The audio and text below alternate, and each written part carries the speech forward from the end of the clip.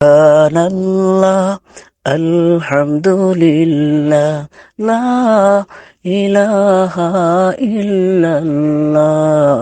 এটা হজে শিক্ষা দেয়। হজে আমাদের কি শিক্ষা দেয়? আনুগত্য শিক্ষা দেয়। হজে আমাদেরকে কিভাবে আনুগত্য শিক্ষা দেয়? একজন হাজী সাহেব বাংলাদেশ থেকে প্রথম যায় আপনার সৌদি আরব। সেখানে যাইয়া কি করেন? প্রথমে সেখানে প্রবেশ করা মাত্রই আল্লাহর ঘরে 7 বার জিয়ারত করেন। এই গড়কে সন্তুষ্ট করার জন্য কি মানুষ এখানে গড়টাকে জিয়ারত করে?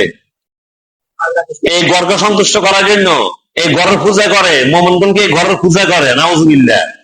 আমরা যেমন নাকি আল্লাহ একটা সৃষ্টি মাখলুক, খানে কাবা একটা মাখলুক। খানে কাবাকে কে পূজা করে না? আমরা পূজা করি কার? আল্লাহ। খানে কাবার পূজা করি না আমরা। খানে কাবাকে তোয়াফ করা, এটা আল্লাহর হুকুম, আল্লাহর নির্দেশ।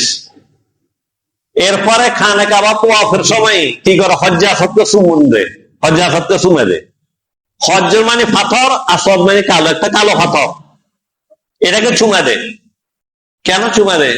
দুনিয়াতে কত পাথর আছে, ওইটাকে আমরা চুমা দিই, এটাকে চুমা দিই কেন? দুনিয়াতে কত সুন্দর সুন্দর ঘর আছে, বাংলাদেশের সংসদ ভবন আছে, আরো কত কত সুন্দর সুন্দর ঘর আছে। এই ঘরের কোন জিয়ারতের জন্য কোন মুসলমান যায়? এই ঘরকে কে তো অফ করে? ওই খানে কাবার থেকে যদি 1000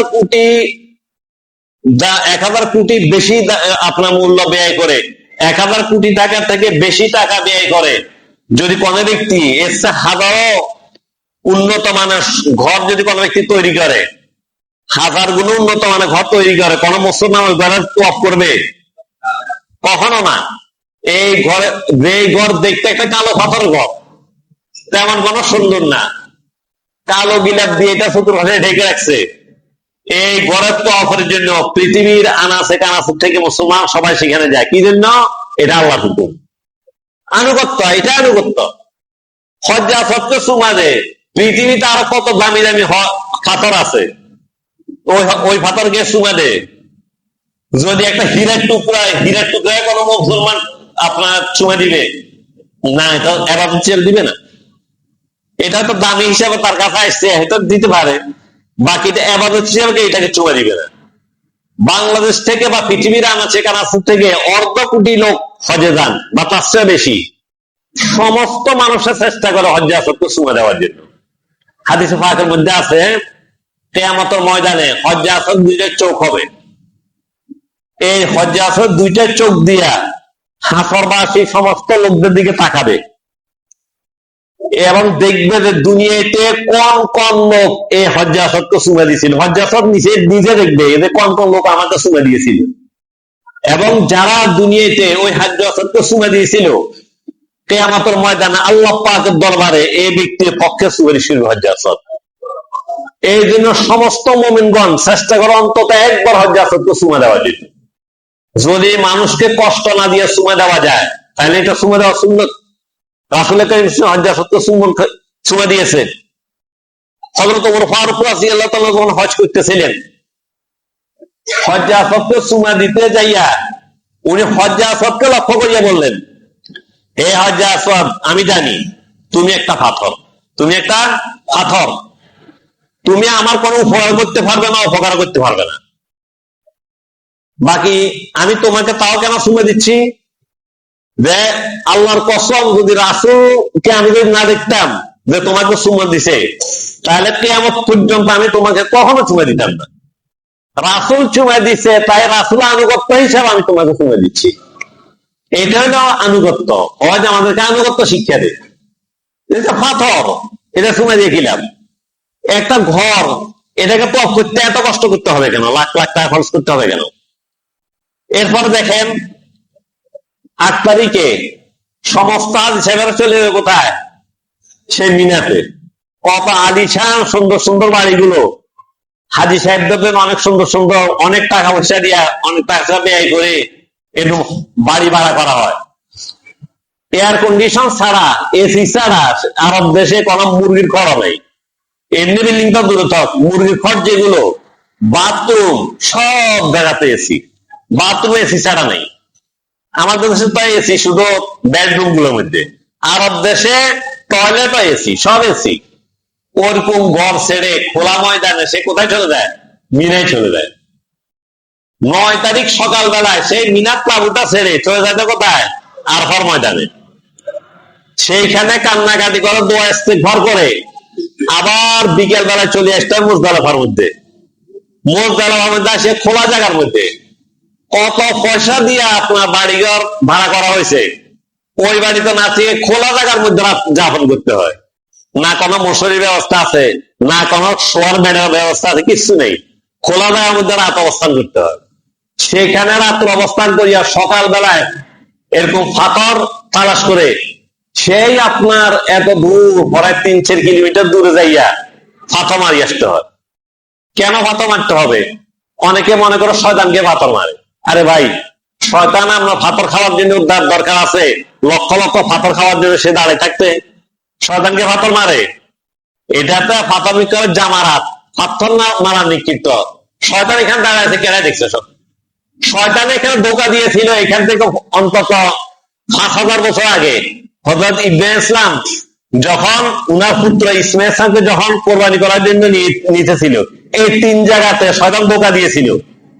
ওইটা স্মরণে আপনার এখানে পাথর মারা হয়।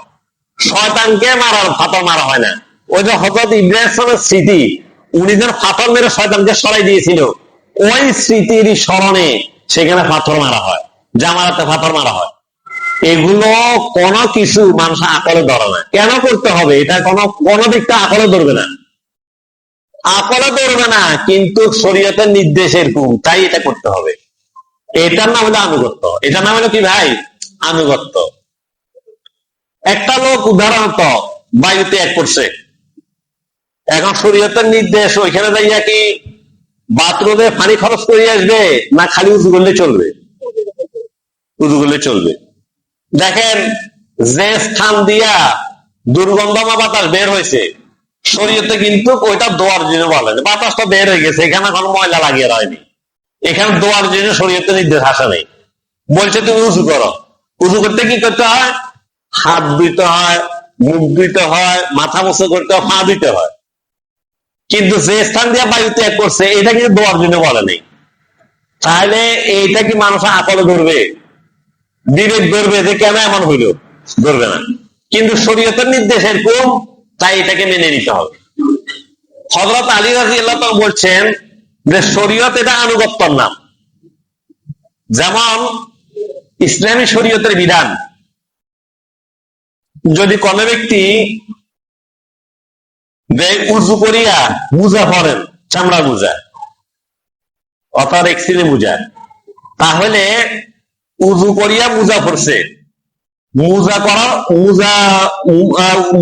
করার পর হয়তো 5 ঘন্টা 6 ঘন্টা পর তার উজু নষ্ট হয়েছে। যখন থেকে উজু নষ্ট হয়েছে তখন থেকে নিয়ে নিজের বাড়িঘর থাকলে 1 দিন 1 রাত, আর মুসাফির থাকলে 3 দিন 3 রাত, ওই যখন তার উজুর প্রয়োজন হবে তখন মুজা ফেলতে হবে না, বরং 2 হাত ধুইয়া, মুখ ধুইয়া, মাথা মোছা করিয়া, এরকম হাত ভিজাইয়া 3 আঙ্গুল দিয়া পায়ের শুরু থেকে নিয়ে পায়ের আঙ্গুলের উপর থেকে নিয়ে এরকম টাকনুকির উপর পর্যন্ত এইটুক জায়গা যদি মোছে করে, তাহলে পা দোয়ানোর ফরজ ছিল উজুর মধ্যে, আর দোয়া লাগবে না, ফরজ আদায় হয়ে গেছে। এটাকে বলা মুসা আল কুফাইন, মুজার উপর মুছে করা, 2 মুজার উপর এভাবে মুছে করতে হবে। হযরত আলী বলছেন যে শরীয়তের সমস্ত হুকুম যদি মানুষের বিবেক নির্ভরশীল হইতো, তাহলে মুজার উপর দিয়ে মোছে না করিয়া মুজার নিচে দিয়ে মোছে করতো। কেননা কোনো ময়লা আবর্জনা যদি লাগিয়ে থাকে, তাহলে মুজার নিচেই তো লাগবে, নাকি উপরে লাগছে? কিন্তু হযরত আলী বলেন আমি রাসূলকে দেখেছি আল্লাহ রাসূল মুজার উপর দিয়ে মোছে করছে। এই জন্য শরীয়তের সব বিষয়ে নিজের বিবেককে অগ্রাধিকার দেওয়া যাবে না। আল্লাহ এবং আল্লাহ রাসূল যেভাবে বলছেন সেভাবে করতে হবে। এটা আমার বিবেক দরক বা না দরক, আমার আকলে দরক বা না দরক, আমার আকলে দরক বা না দরক, আল্লাহ এবং আল্লাহ রাসূল যা বলছেন আমি সেই অনুপাতে আমল করব, এটা আমাদেরকে হজে শিক্ষা দেয়। জানা হাজী সাহেবগণ এখান থেকে এখানে, এখান থেকে ওইখানে, ওইখান থেকে ওইখানে একটা গড়কে 7 বার ওয়াজ করা, এরকম পাথরকে চুমা দেওয়া, এটা কেন করতে হবে? এগুলা দুনিয়াতে পাথরের তো অভাব নেই, ঘরের তো অভাব নেই, এত লাখ লাখ টাকা খরচ করতে হবে কি জন্য? এরকম 50-60 লক্ষ মানুষ একাত্র যাই এইখানে ভিড় জমাতে হবে কেন? এত কষ্ট হইতে হবে কি জন্য? কোন কোন জায়গাতে আপনার প্রস্রাব পায়খানার জন্য এত লম্বা লাইন, আপনি অবাক হয়ে যাবেন। মসজিদের নামিরা বলে একটা জায়গা আছে, আমি নিজে গড়ি ধরা 50 মিনিট পরে বাথরুমে ঢুকে সুযোগ পাইছি। 50 মিনিট। বুড়া মানুষ, বৃদ্ধ মানুষ যারা, তো 50 মিনিটের মধ্যে তো তারা এহরামে কাপড় নষ্ট করে ফেলবে। এই যে এত কষ্ট ক্লেশ কেন করতে হবে, এটা মানুষের বিবেক ধরবে না। কিন্তু বিবেক না ধরলে রাসূল এইভাবে করছেন, তাই আমাদেরকে এইভাবে করতে হবে। হজ আমাদেরকে এই শিক্ষা দেয়। হজ আরেকটা শিক্ষা দেয় আমাদেরকে, একামত তাওহীদ। হজের সমস্ত কাজগুলো, এগুলো হচ্ছে আল্লাহ পাকের একাত্মবাদের প্রশিক্ষণ। যেমন আপনার একজন হাজী সাহেব যখন হজ শুরু করেন, তখন কি দিয়ে? তালবিয়া দিয়ে আপনার হজ শুরু করেন। লাব্বাইক আল্লাহুম্মা লাব্বাইক, লাব্বাইক লা শারীকা লাকা লাব্বাইক, ইন্নাল হামদা ওয়ান নি'মাতা লাকা ওয়াল মুলক লা শারীকা লাক। এইটা হলো হজের প্রথম কাজ। একটা লোক এহরাম বেঁধে সর্বপ্রথম সে তালবিয়া পড়বে। এই তালবিয়া, এটা মানে আপনার আল্লাহ পাকের একাত্মবাদ দিয়াই হজের কাজ শুরু। হজের সূচনায় আপনার একাত্মবাদ দিয়ে শিরককে পরিহার করা। লাব্বাইক অর্থাৎ কি? আল্লাহ আমি হাজির হয়েছি, লাব্বাইক আমি উপস্থিত হয়েছি। আল্লাহুম্মা লাব্বাইক, হে আল্লাহ আমি উপস্থিত হয়েছি। লাব্বাইক আল্লাহুম্মা লাব্বাইক, লাব্বাইক লা শারীকা লাকা লাব্বাইক, হে আল্লাহ আমি উপস্থিত হয়েছি, আপনার কোনো শরীক নেই, আপনি নিঃশরীক, আপনার কোনো শরীক নেই, আপনার কোনো অংশীদার নেই। লাব্বাইক আল্লাহ আপনি আমি উপস্থিত হয়েছি। ইন্নাল হামদা ওয়ান নি'মাতা লাকা ওয়াল মুলক লা শারীকা লাক, ইন্নাল হামদা নিশ্চয় সকল প্রশংসা, ওয়ান নি'মাতা লাক এবং যত নিয়ামত আছে সমস্ত নিয়ামত একমাত্র আল্লাহ আপনার পক্ষ থেকে আমরা পেয়েছি। ইন্নাল হামদা ওয়ান নি'মাতা লাকা ওয়াল মুলক, এবং রাজত্ব একমাত্র আপনার। নবমণ্ডলে ভূমণ্ডলে সারা পৃথিবীতে রাজত্ব কার? আল্লাহ। ইন্নাল হামদা ওয়ান নি'মাতা লাকা ওয়াল মুলক লা শারীকা লাক, আপনার কোনো শরীক নেই। এইটা দিয়ে হজ শুরু। এবং আরফার দিনে সারো মুসাত একটা আছে, মানে পায়ে হাঁটা রাস্তা, অবাক হয়ে যাবেন। সে অন্তত 8 লাইনের রাস্তা বা আরো বেশি হবে। আমি যখন গিয়েছিলাম এখন থেকে 23 বছর আগে, তখন দেখছি মানে ইবিনির মতো এরকম প্রশস্ত, এরকম প্রশস্ত রাস্তা দিয়ে এক মানুষ সাথে এক মানুষ হাঁটিয়ে যাচ্ছে, সবার মুখে তালবিয়া ধ্বনিত হচ্ছে, লাব্বাইক আল্লাহুম্মা লাব্বাইক, লাব্বাইক লা শারীকা লাকা লাব্বাইক, ইন্নাল হামদা ওয়ান নি'মাতা লাকা ওয়াল মুলক লা শারীকা লাক।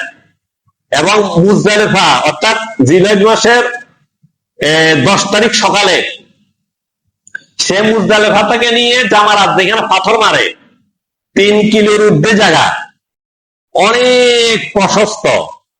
এখান থেকে মোটামুটি রাজবাড়ি মাঠে পূর্ব মাথা পর্যন্ত এরকম প্রশস্ত রাস্তা, এত ঘন মানুষ, একজন লোকের সাথে একজন পা লাগাই এভাবে চলছে যে একটা মানুষ যদি কোনোভাবে পড়ে যায়, যত শক্তিশালী মানুষ হয়, এটা উঠার কোনো বুদ্ধি নেই। একজনের পায়ের সাথে একজন লাগানো, এইভাবে এই বিশাল পথ, এই বিশাল প্রশস্ত রাস্তা, একই তালবিয়ার ধ্বনি দিয়া জামারাতে পাথর মারার জন্য যাইতেছে। সবাই একসাথে বলতেছেন লা শারীকা লাক, হে আল্লাহ আপনার কোনো শরীক নেই, আপনার কোনো অংশীদার নেই। এই একামত তাওহীদ, আল্লাহ পাকের একাত্মবাদ প্রতিষ্ঠাটাই হলো হজের উদ্দেশ্য। এবং দেখেন, যখন আপনার হাজী সাহেব 7 বার খানে কাবাকে তোয়াফ করে, 7 বার খানে কাবাকে তোয়াফ করে, খানে কাবাকে তোয়াফ করিয়া 2 রাকাত নামাজ পড়তে হয়। যে মাকাম ইব্রাহিম যেখানে আছে, হযরত ইব্রাহিম ইসলামের পায়ের চাপ যেখানে আছে, ওই পাথরের আশপাশে 2 রাকাত নামাজ পড়তে হয়। এটা হলো ওয়াজিব। এই 2 রাকাত নামাজের মধ্যে প্রথম রাকাতে সূরা কাফিরুন, দ্বিতীয় রাকাতে সূরা ইখলাস পড়া সুন্নাত।